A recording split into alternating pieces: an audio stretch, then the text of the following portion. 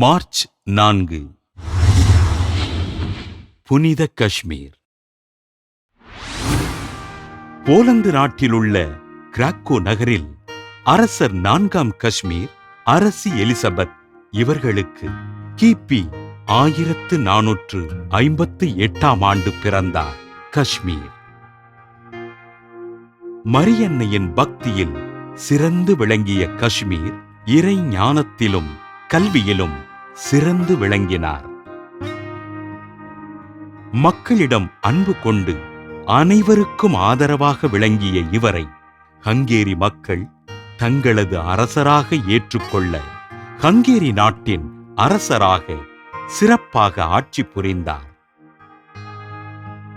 அரசராக ஆட்சி செய்வதில் விருப்பமில்லாத காஷ்மீர் அப்பதவியினை துறந்துவிட்டு எளிய மக்களோடு இணைந்து அம்மக்களிடையே ஆண்டவரின் நற்செய்தியினை அறிவித்தார்.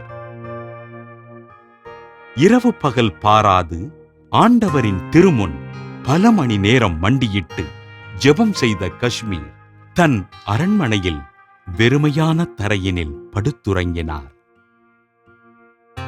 புனித மரியன்னையின் மீது அன்பு கொண்ட இவர் தன் இனிய குரலினால் தினமும் மரியன்னையை புகழ்ந்து பாடினார்.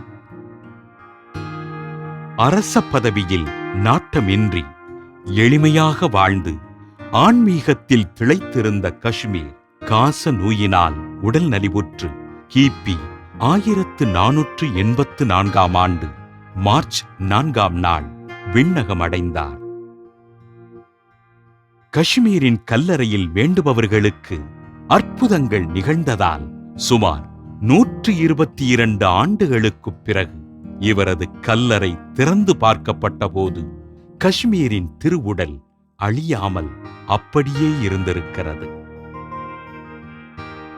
அரசரின் மகனாக பிறந்து எளிமையாக வாழ்ந்து மக்களுக்கு ஆண்டவரின் பணிகளைச் செய்து மறைந்த காஷ்மீரை திருத்தந்தை 6ஆம் அட்ரியன் புனிதராக உயர்த்தி போலந்து மற்றும் லித்வானியா நாடுகளுக்கு பாதுகாவலராக அறிவித்தார்.